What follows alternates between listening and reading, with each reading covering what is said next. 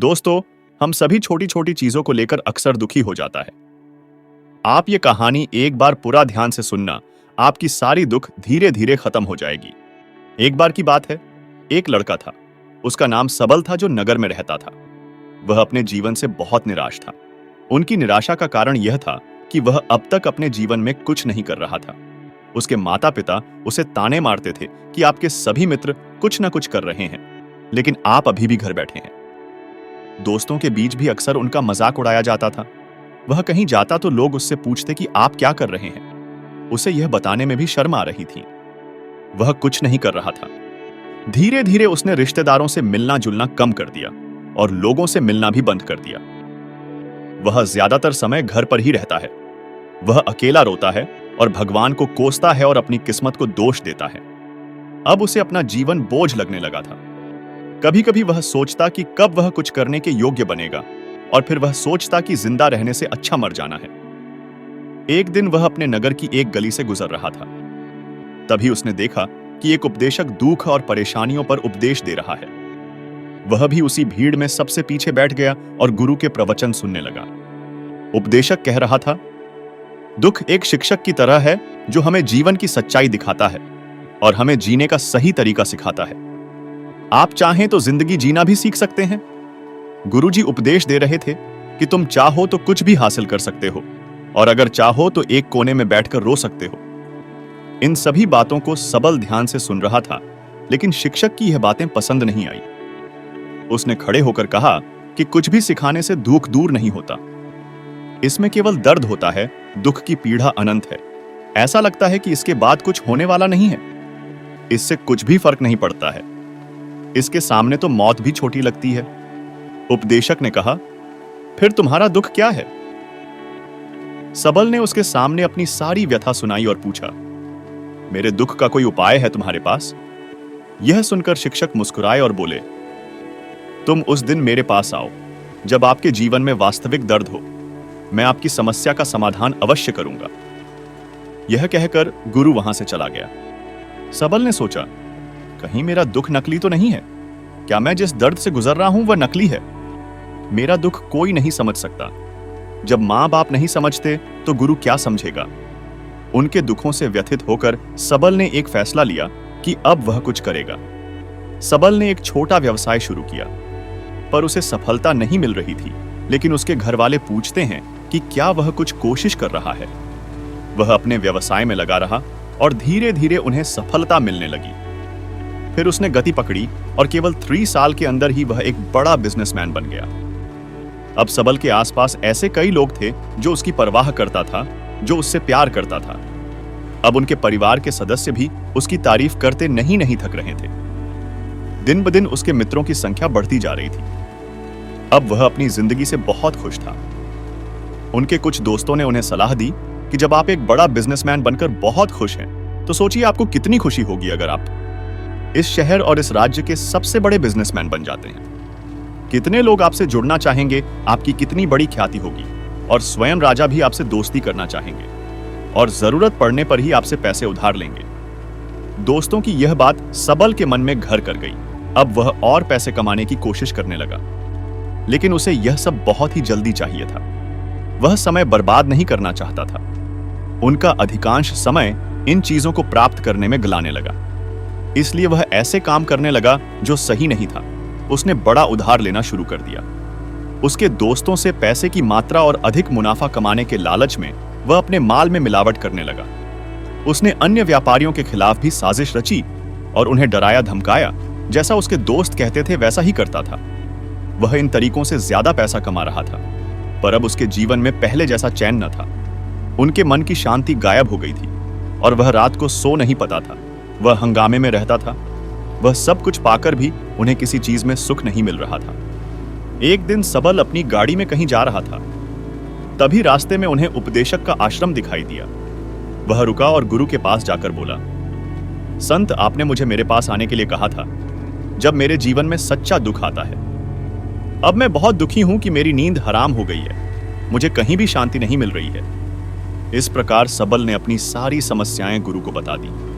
गुरु ने कहा, जब तुम पहली बार मुझसे मिलने आए थे तब भी तुम किसी दुख में थे, आपने उस दर्द से क्या सीखा? सबल ने कहा कि सिर्फ सोचने और चिंता करने से कुछ नहीं होता। आपकी दृष्टि को सच करने के लिए यह कार्रवाई करता है। और सिर्फ काम करने से कुछ नहीं होता, परिणाम भी मिलना चाहिए। जब आपको लगता है कि आपका लक्ष्य हासिल नहीं होने वाला, तब राह में चाहे कितनी भी मुश्किलें आ जाएं, मन कितना भी निराश क्यों ना हो, कितना भी लगता हो कि अब कुछ नहीं होने वाला है, तभी विश्वास करें, मैं जो भी कर रहा हूं उसमें अवश्य सफल होऊंगा। लोग केवल सफल लोगों का सम्मान करते हैं। कोई कितना भी अच्छा क्यों ना हो, वह हमेशा लोगों की नजरों में बोझ बने रहते हैं। यह सब सुनकर उपदेशक मुस्कुराया और बोला, जब आपके पास है तो यह वास्तविक दुख नहीं है।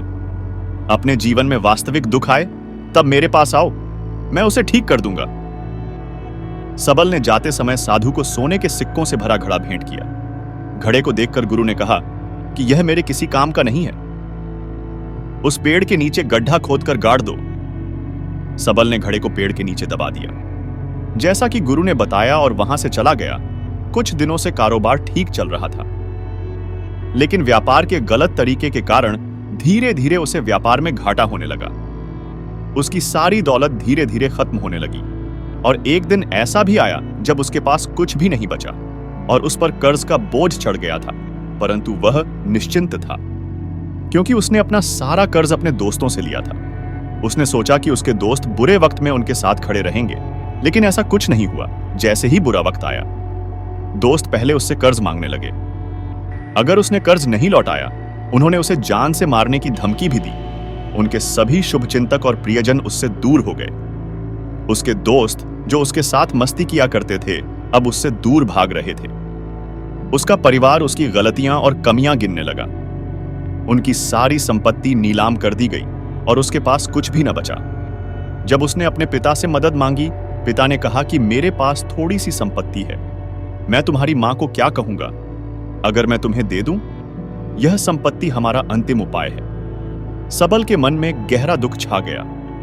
उसके आसपास कोई नहीं था जो उनके दुख को समझ सके, जो उसे संभाल सके।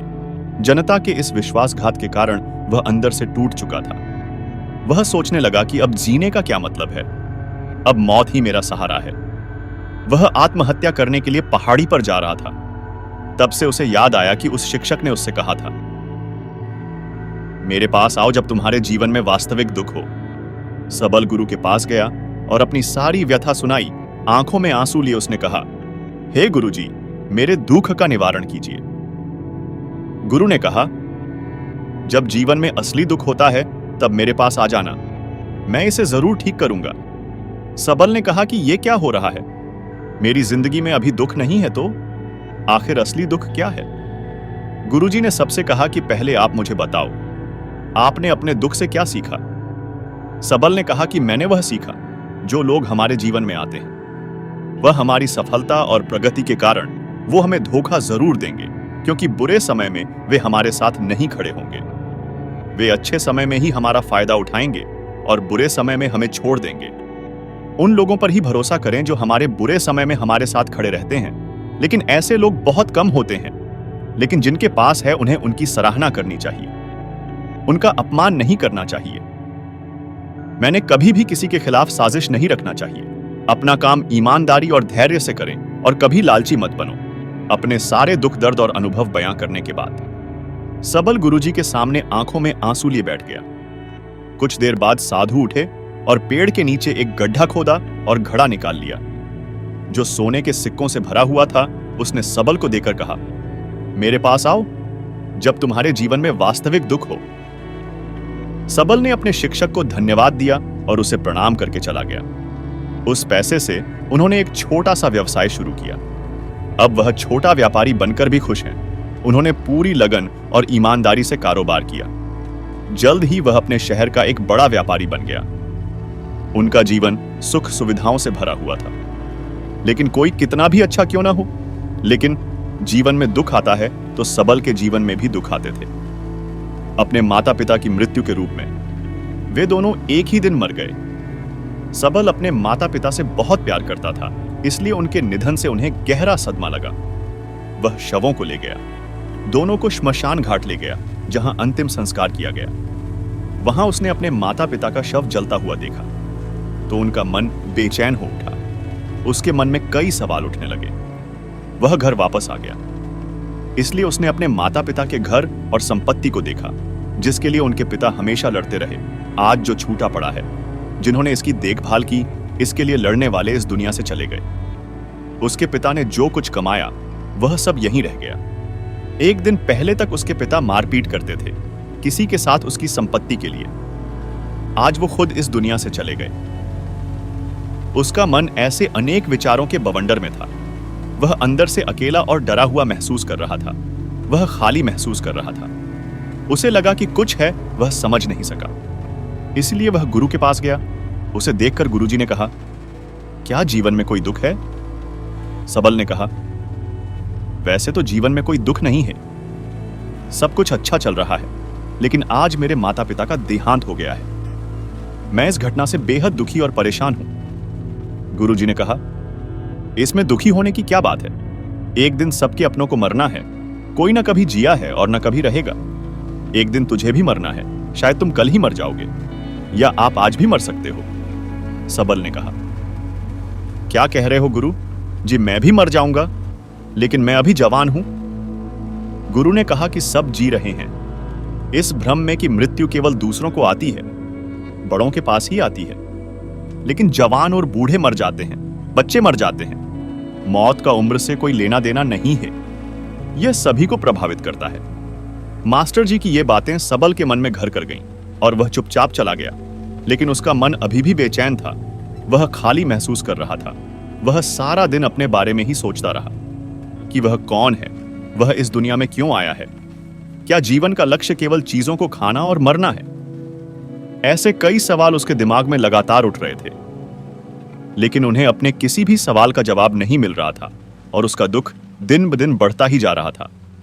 इसलिए कुछ दिन बाद वह फिर से गुरुजी के पास पहुंचा और बोला, हे स्वामी, मैं बहुत दुखी हूं क्योंकि मैं यह नहीं जान पा रहा हूं कि मैं कौन हूं और मैं इस दुनिया में क्यों आया।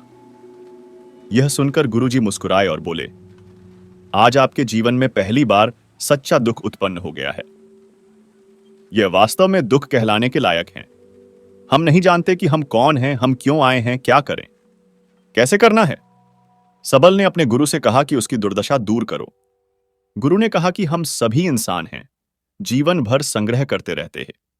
सबल ने कहा कि सभी इंसान जीवन भर धन, सम्मान, परिवार, प्रतिष्ठा, मित्र, शत्रु आदि जमा करता है। गुरु ने पूछा, क्या हम एकत्रित की गई चीजों में से कुछ भी अपने साथ ले जा सकते हैं? सबल ने कहा, कोई भी इंसान अपने साथ कुछ भी नहीं ले जा सकता, वह सिर्फ अकेला ही जाता है। मेरे माता पिता भी अपने साथ कुछ भी नहीं लेकर गए। सब कुछ, धन संपत्ति, वैभव, सब कुछ यहां पर छोड़कर गए। शिक्षक ने कहा, अब मेरी बात ध्यान से सुनो। इस संसार में हमें जो संग्रह करना चाहिए वह हम नहीं करते। चीजें हमारे सामने होती हैं, लेकिन हम उन्हें देखने की कोशिश नहीं करते। हमें इस दुनिया में जो कुछ भी इकट्ठा करना है वह हम खुद हैं। हमें खुद को जुटाना होगा ताकि जब हम मरें तो हम एकजुट हो सकें। और खुद को पहचानने में सक्षम होने के लिए हम अंदर बंटे हुए हैं। हम प्यार, नफरत, गुस्सा, ईर्ष्या में बंटे हुए हैं। क्रूरता, धन, स्थिति, प्रतिष्ठा, सम्मान, पहचान, धर्म, जाति, सैकड़ों हजारों ऐसी चीजों और इच्छाओं में हम विभाजित हैं और टुकड़ों में जीवन जी रहे हैं। इस विभाजन के कारण हमारी चेतना कभी एक नहीं हो सकती। हमारी चेतना शक्ति बिखरी हुई है, इसलिए हमारे पास इतना समय नहीं है, इतनी ऊर्जा नहीं कि हम मुड़ सकते हैं और अपने भीतर देख सकते हैं। वास्तव में धन, सम्मान और सुविधाओं का अभाव, लोग इसे दुख समझते हैं और जीवन भर के लिए जो दुख कहकर रोते रहते हैं।